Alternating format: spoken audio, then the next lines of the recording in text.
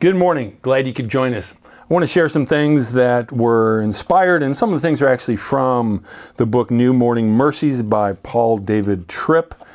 And I realize now where I first saw his name. He wrote a thing on the back of the devotional that I have from James Montgomery Boyce. Anyway, and then I've got some quotes from him.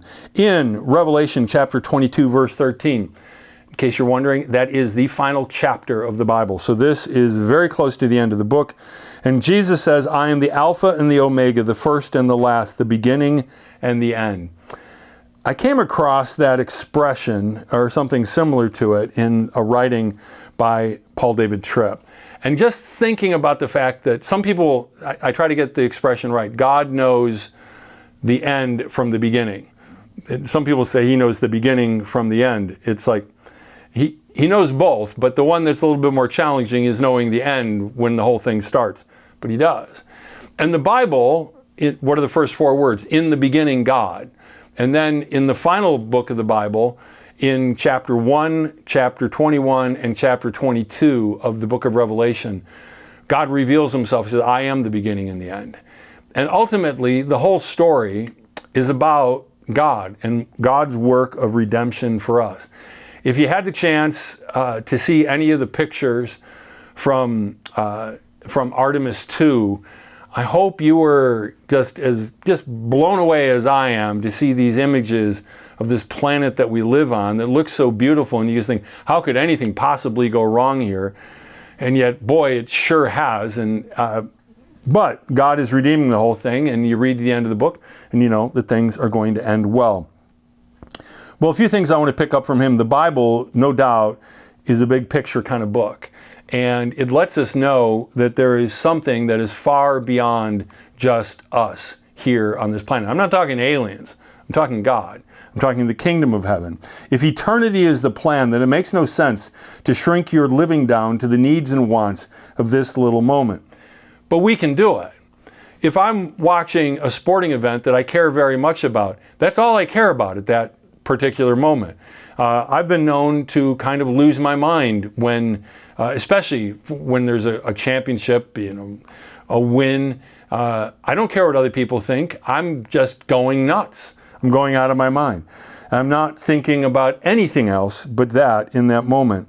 And that's what Tripp says. There are moments when it seems that the most important thing in life, but some of them are so like just getting through traffic. Like, I have to get there real soon. And that's all I'm really thinking about. I'm not thinking about heaven. I'm not thinking about anything. There are times where winning an argument or satisfying a sexual desire is all that a person can think about. There are moments when our happiness and contentment shrink to getting, if I get those new shoes, I'll be happy. I want you to know this, that for me, buying dress shoes is harder than buying a house.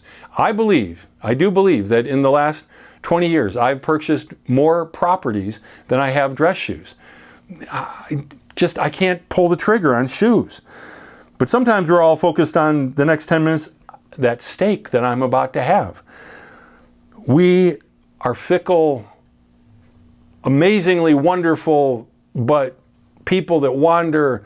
And sometimes our thoughts get so focused and so distracted.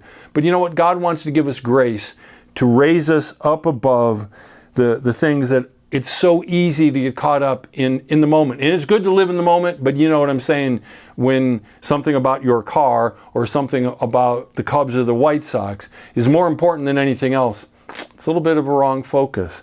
And so God reminds us that we were created for something much more than just being here on earth.